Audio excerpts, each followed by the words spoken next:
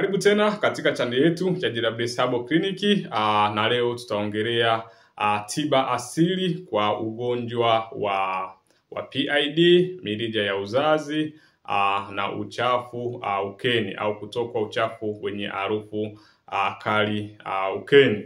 Hapo nitakusogezea hiyo tiba, namna ya kutengeneza tiba ukiwa hapo nyumbani, na naitwa Dr. Jimmy. Lakini nikukumbushe, kama ni mara ya kwanza kufuatilia channel yetu, basi usahau kusubscribe na comment ili uweze kuwa mtu wa kwanza kupata dondoo za kiafya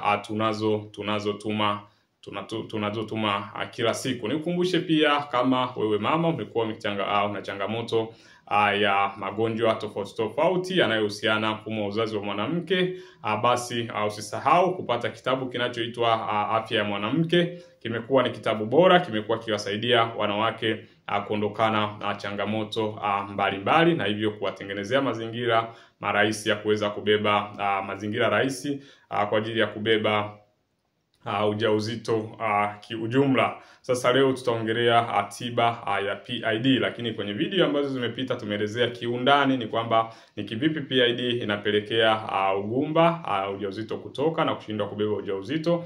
Lakini pia tumeelezea pia namna sababu za PID, lakini pia dalili zake na madhara yake kiujumla. Wengi wamekuwa wakitaka kufahamu madhara, dalili na namna inavyotokea. Tujue kwamba PID ni maambukizi ambayo tunasema ni bakteria, ambayo maambukizi moja kwa moja yanatokea kwenye via vya uzazi, ambayo via vya uzazi tunaongelea ovary, tunaongelea uterus, lakini tunaongelea fallopian tube, ile mirija ya falopia. Ina maana ni kwamba hivyo ndio via vya uzazi. Kwa hiyo ikitokea huyo mtu umeweza kupata maambukizi ambayo inaweza kupatikana kupitia bakteria, chlamydia na gonorrhea, basi utaweza kupata maambukizi moja kwa moja kwenye mji wa uzazi. Na maana ukishapata maambukizi kwenye mji wa uzazi, itapelekea mirija ya uzazi kuweza kuziba, ambayo tunasema fallopian tube breakage, lakini pia itapelekea kupata uchafu wenye harufu mbaya kutoka ukeni. Kwa hiyo hapo sasa tutakusogezea namna ya kuondokana na changamoto ya PID moja kwa moja, ambayo inapelekea mirija ya uzazi kuziba, lakini pia kupelekea uchafu ukeni. Tiba namba moja ambayo tutakusogezea hapo ni kutumia tangawizi, limao na asali. Tangawizi na limao na asali, hii imekuwa ni dawa kwa sababu vitu ambavyo vinapatikana kwenye baadhi ya viungo nilivyotaja huwa tunasema ni antibacteria. Kwa hiyo kama ni antibacteria, mara nyingi vitaweza kuweza kuondoa wale bakteria na kuweza kusafisha uzazi kiujumla.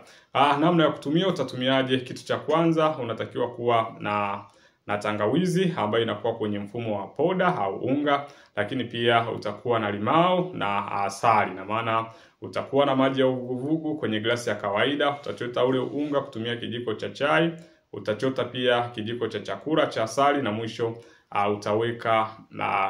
utakamlia mle kipande cha limao. Utaweza kunywa asubuhi, mchana na jioni. Fanya hivyo ndani ya siku 7 mpaka 14.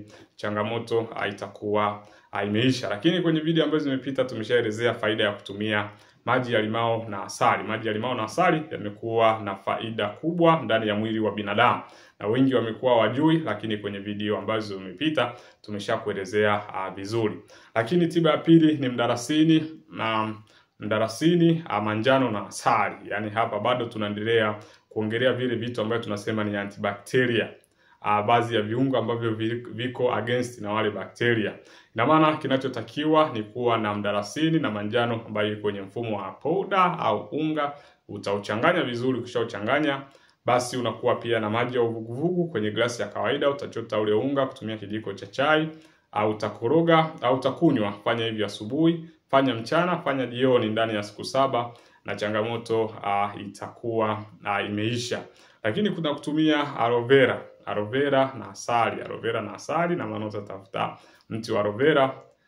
Kama changamoto yako imekuwa sugu, tafuta, ila hii dawa usiwe na ujauzito kabisa. Tafuta aloe vera, utakatakata vipande vidogo, utairoweka kwenye maji. Ukishairoweka kwenye maji, basi utachuja. Ukishachuja, weka asali, kunywa Fanya hivyo ndani ya siku 5. Siku 5 changamoto itakuwa imeisha kabisa, kwa sababu aloe vera inasafisha mfumo mzima wa uzazi. Lakini tiba nyingine unayoweza kutumia ukiwa hapo nyumbani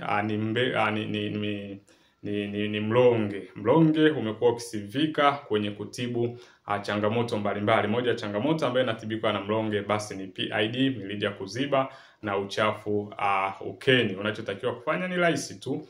Pata unga wa mlonge ambao uwe unga wa majani, unga wa maganda yake, lakini pia uwe ni unga wa mbegu za mlonge. Utaweza kuchanganya. Ukishachanganya basi utakuwa unachota kwa kutumia kijiko cha chakula kwenye kinywaji cha moto, unakoroga, unakunywa ndani ya siku 7 mpaka 14, changamoto itakuwa imekata.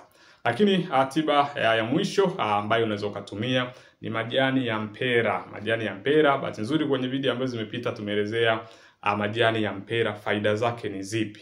Tafuta majani ya mpera, utaweza kuyachemsha. Ukishachemsha majani ya mpera na mizizi yake, basi utakunywa glasi moja asubuhi, glasi moja mchana, glasi moja jioni. Fanya hivyo ndani ya siku 7 na changamoto itakuwa imeisha. Lakini mwisho, kama utakuwa umekosa hivi vitu vyote, basi kuna product ambayo imekuwa ikisaidia watu kuondokana na hiyo changamoto moja kwa moja, inayoitwa chai dada. Chai dada ni product ambayo inasaidia kufanya nini? Inasaidia kuondoa bakteria ambao watakuwa wamesababishwa na PID, ambao watakuwa wameletea au wamesababisha mirija ya uzazi kuziba, lakini kuvuruga mji wa mimba na pia kufanya mayai yazalishwe mayai ambayo sio bora kwenye uterus. Lakini pia inaondoa maumivu ya nyonga na maumivu ambayo ya kitovu ambayo yanakuwa yamesababishwa na PID. Nikukumbushe pia, kama ni mara ya kwanza kufuatia channel yetu, basi usahau kusubscribe na comment ili uweze kuwa mtu wa kwanza